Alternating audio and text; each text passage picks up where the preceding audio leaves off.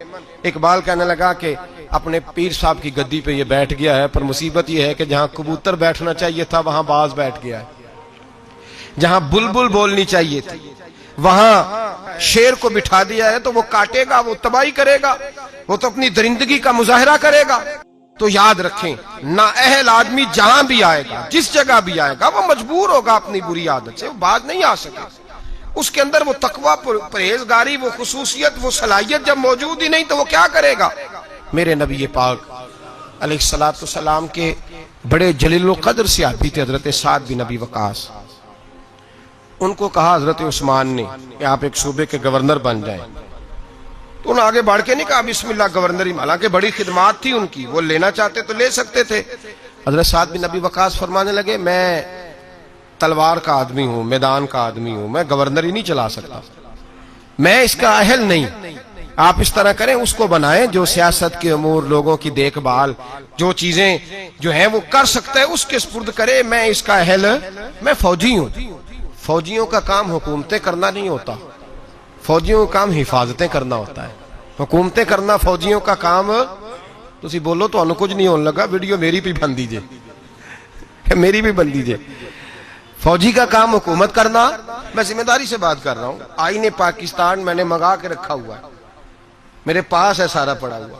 فوجی کا کام حکومت کرنا ہے ہی نہیں، اس کا کام کیا ہے؟ حفاظت کرنا۔ جو اس کی ڈیوٹی ہے وہ کرے گا، جو اس کی ڈیوٹی نہیں وہ کرنے کی اسے اجازت۔ نقصان ہی تب ہوتا ہے جب وہ آدمی آ کے بیٹھ جاتا ہے جسے پتہ ہی نہیں یہ کام کیسے کرنا ہے، جو اس کا شعبہ ہی نہیں، معیار ہی نہیں، تو تباہی ہوتی ہے۔ حضرت سعد بن ابی وقاص فرمانے لگے میں فوجی ہوں، مجھے تو آپ میدان کی۔ حضرت خالد بن ولید بہت بڑے فوجی تھے، نہ جرنیل تھے، تلوار ہے اللہ تعالیٰ کی، لیکن کسی صوبے کے کبھی گورنر نہیں بنے، اس لیے کہ جو ان کا شعبہ نہیں تھا وہاں انہیں لگایا۔ حضرت سلمان فارسی رضی اللہ تعالیٰ عنہ سرداروں کے بیٹے، گھر کے اندر ساری چیزیں دیکھیں، بڑا کچھ غور کیا، ہر چیز کو سمجھتے تھے، جناب عمر نے انہیں گورنر بنایا۔ حضرت ابو ہریرہ میں بڑی زبردست صلاحیت تھی، حافظہ بڑا مضبوط تھا، محنت کے بڑے قائل تھے، اپنے اندر جد و جہد رکھتے تھے، شوق تھا، ان کو گورنر بنایا گیا۔ جو آدمی جس چیز کا اہل تھا، اور ایک تاریخ کا ایسا حوالہ دوں گا شاید اس موضوع پر یہ آخری بات ہو، حضرت سیدنا ابو ذر غفاری رضی اللہ تعالی، جاگ کے سنیے، جاگ کے، اور اس پہلو پہ غور کیجئے گا ذرا۔ حضرت سیدنا ابو ذر غفاری، حضور نے فرمایا یہ میری امت کا زاہد ہے، یہ زاہد آدمی، اس کا دنیا داری سے کوئی تعلق نہیں، یہ چھوڑ بیٹھا ہے۔ حضرت ابو ذر غفاری آئے اور حضور کے سامنے کھڑے ہوئے اور بہت سارے صوبوں کی حالت زار بیان کرنے لگے۔ یا رسول اللہ صلی اللہ علیہ وسلم، اس صوبے کی بھی بڑی خستہ حالت ہے، اس صوبے کی بھی، اس صوبے کی حالت زار بیان کر کے کہنے لگے حضور مجھے گورنر بنائیں، میں حالات صحیح کر دوں گا۔ حضور نے فرمایا ابو ذر تو نیک آدمی ہے، تیرے اندر بڑی خوبی ہے، پر گورنری بہت بڑی امانت ہے اور تو کمزور ہے، تو گورنری کی اہلیت نہیں رکھتا، تو گورنری کی قابلیت نہیں رکھتا، وہ تیرے والا شعبہ نہیں۔ اور یہاں حضرت ابو ذر غفاری نے ضد نہیں کی، کہنے لگے خدایا تیرا شکر ہے، تو نے ہمیں ایسا محبوب عطا فرمایا ہے صلی اللہ تعالی علیہ، فرمایا یہ خوبی تیرے اندر، تو گورنری نہیں کر سکتا، تیرے والا کام نہیں۔ تو بھائی یاد رکھیں، امانت جب نااہل کے پاس جائے گی، جب اس آدمی کے پاس جائے گی جو اس کا اہل ہی نہیں۔ ہمارے اسکولوں میں ڈھیروں ٹیچر ایسے بھرتی ہیں جن کو پڑھانا نہیں آتا، ڈھیروں ٹیچر ہیں۔ اب اتنی امانت ہم کہاں سے لے کے آئیں کہ وہ خود ریزائن کر دیں کہ میں پڑھانے کے قابل نہیں، میرا شعبہ نہیں۔ درجنوں لوگ ہیں، ڈگری اور ہوتی ہے، علم اور ہوتا ہے، ایم اے پاس ہونا اور بات ہے، پڑھانے کی قابلیت ہونا اور بات۔ اب لوگ قابل نہیں لیکن لگے ہوئے ہیں، اہلیت نہیں لیکن لگے ہوئے ہیں، شوق ہی نہیں، جذبہ ہی نہیں، کام کر ہی نہیں سکتے لیکن اس کام پہ لوگ لگے ہوئے ہیں۔ یہی حال باقی سارے محکموں کا بھی ہے۔ ہمارے ملک کے اندر صوبہ پنجاب کا ایک ایسا وزیر تعلیم بھی رہا ہے جو دستخط کرنے نہیں جانتا تھا۔ کس شعبے کا وزیر تھا وہ؟ بولیے۔ اسی لیے تعلیم کا بڑا اچھا حال ہے، وہ اپنے دستخط کرنے انگوٹھا لگایا کرتا تھا، اور وزارت کون سی تھی؟ بولیے۔ تو اس کا مطلب ہے اس نے تعلیم بڑی عام کر دی ہوگی، بڑی عام اس نے کر دی ہوگی، اس کو پتہ ہی نہیں، بیچارے کو پتہ ہی نہیں۔ ہمارے ہاں کیا ہوتا ہے، جس آدمی کو جو عہدہ ملتا ہے وہ بھانجے، بھتیجے، خالہ کے بیٹے، ماموں کے بیٹے وہ لے آتا ہے سارے، اب وہ وہاں ایڈجسٹ کرتا ہے، سیٹ کرتا ہے جگہ جگہ۔ اپنے شعبے کو دیکھیں، اگر آپ کے اندر کسی شعبے کی صلاحیت نہیں تو آپ اس کو چھوڑ دیں، علیحدہ ہو جائیں، قابلیت نہیں تو علیحدہ ہو جائیں، اور آپ کے ذمہ اگر لگے کسی آدمی کو کسی جگہ تعین کرنا تو پھر بھی آپ اس آدمی کو تعین کریں جو بڑا بہترین ہو۔ حضرت ابوبکر صدیق رضی اللہ تعالیٰ عنہ وصال ہو رہا ہے، شدید بیمار ہے، بڑے شدید، اور اتنی سخت حالت ہے کہ مدینے میں نئے سرے سے لوگ کہتے ہیں اندھیرا چھایا، نئے سرے سے۔ ایک وہ رات تھی جب حضور نے وصال کیا، اور ایک آج رات ہے جب ابوبکر کے وصال کا وقت ہے۔ حضرت ابوبکر صدیق کے پاس درجنوں لوگ گئے، آپ کے بعد کیا ہوگا؟ جناب صدیق اکبر نے فرمایا عمر کو بلاؤ، عمر کو۔ حضرت فاروق اعظم تشریف لائے تو جناب ابوبکر صدیق نے صحابہ کے مجمع پہ نظر ڈالی اور ایک تاریخی جملہ کہا، تاریخی جملہ، فرمانے لگے میں دنیا سے جا رہا ہوں، یہ وہ وقت ہے جب بہت بڑا جھوٹا بھی سچ بولنے لگتا ہے۔ وہ سامنے مجھے قبر نظر آ رہی ہے، بہت بڑا جھوٹا بھی سچ بولتا ہے اس موقع پر۔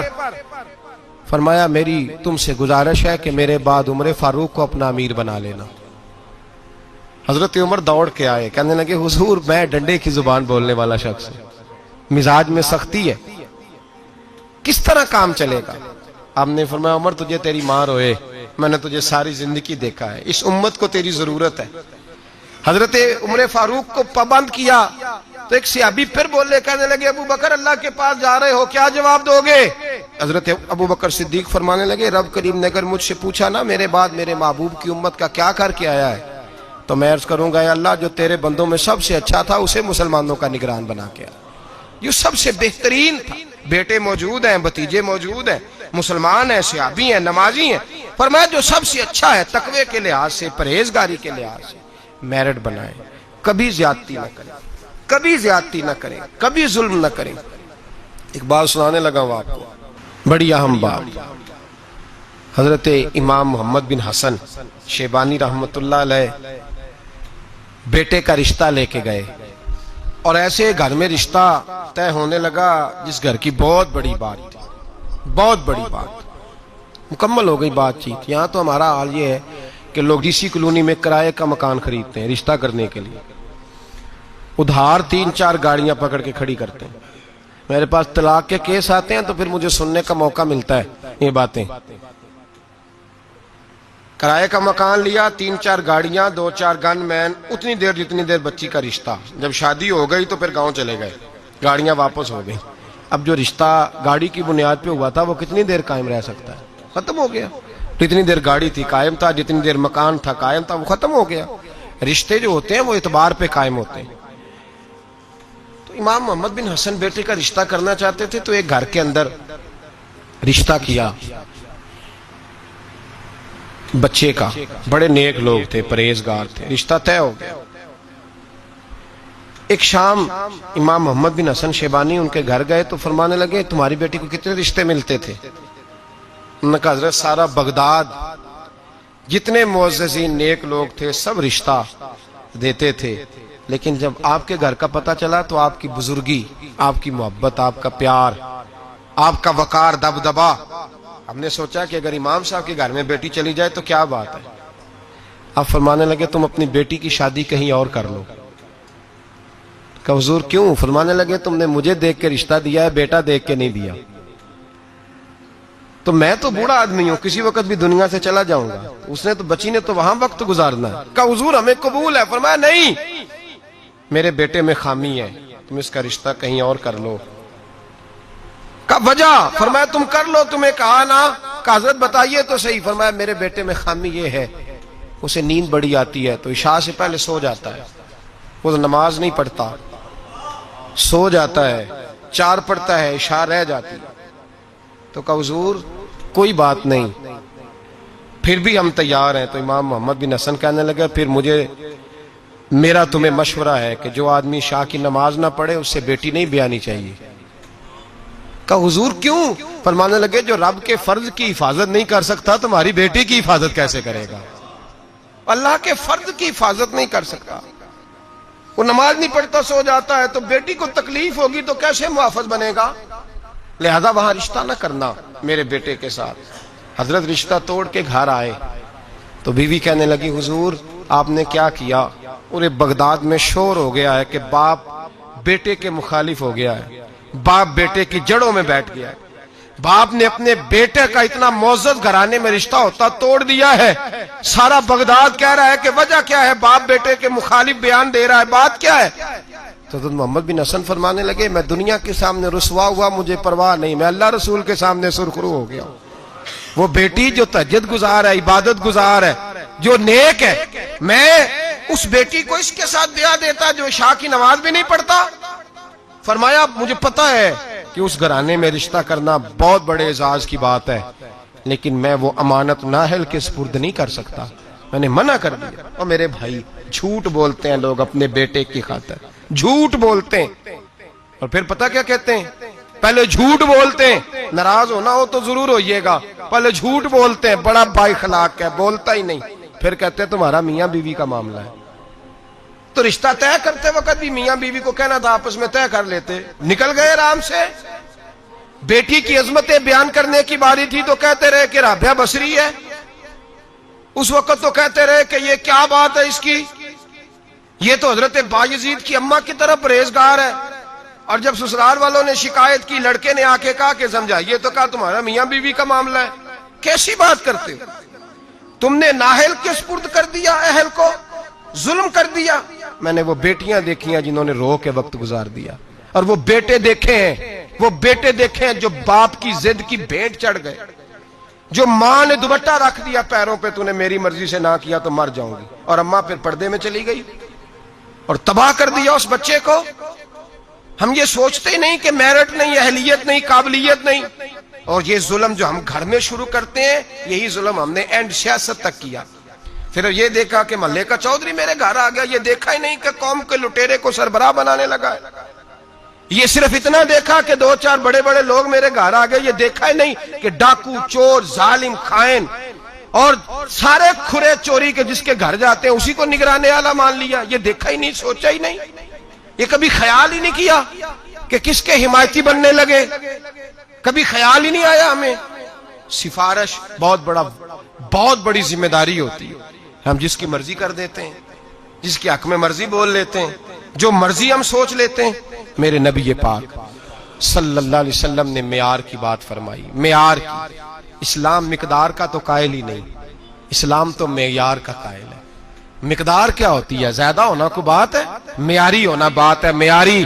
میرے رسول پاک صلی اللہ تعالی علیہ وآلہ وسلم، آج یہ بھی ایک مجمع ہے نا جی، وہ پیر صاحب کے مرید بڑے ہیں، اس پارٹی کے ممبر بڑے ہیں، اور آپ کے ملک میں نظریاتی لوگ تو ویسے ہی ختم ہو گئے، نظریاتی لوگ ختم ہو گئے۔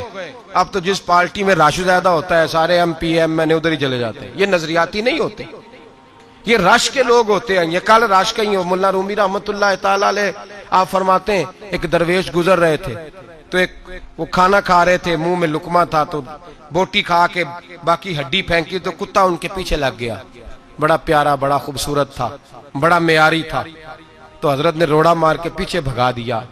آپ کے ساتھ خادم تک کہنے لگے حضور اتنا پیارا کتا ہے اور آپ کے پیچھے لگا تھا تو آپ کے بچے خوش ہوتے، گھر جاتا تو مجھے بڑا پیارا لگا ہے۔ آپ فرمانے لگے مفت میں پیچھے لگتا تو وفادار تھا، یہ تو ہڈی دیکھ کے پیچھے لگا ہے، مجھ سے کوئی اچھی ہڈی ڈالے گا تو اس کے پیچھے لگ جائے گا، تو مجھے وفادار کی ضرورت ہے، ہڈی والے کی ضرورت نہیں ہے۔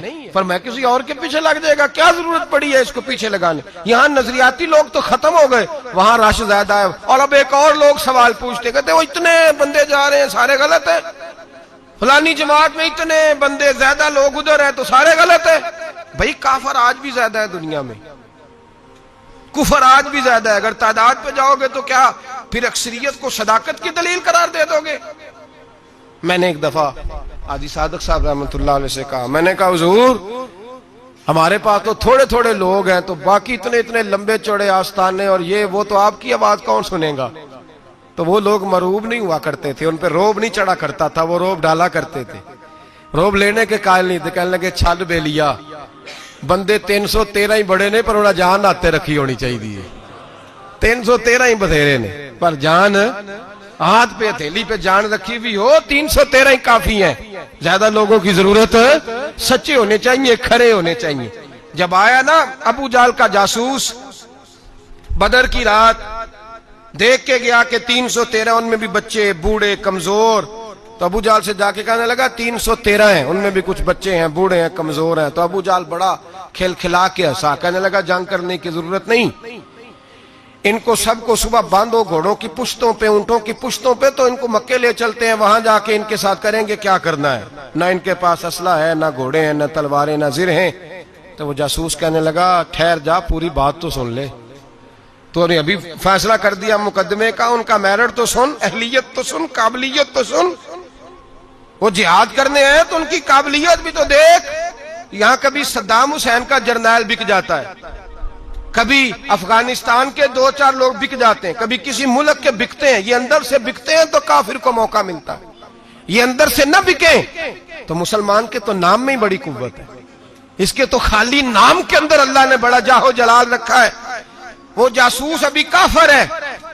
ابو جہل سے کہنے لگا پوری بات سن لے، ہے وہ 313، پر ان میں سے واپس جانے کا ارادہ کسی کا بھی نہیں، وہ کفن باندھ کے آئے ہیں.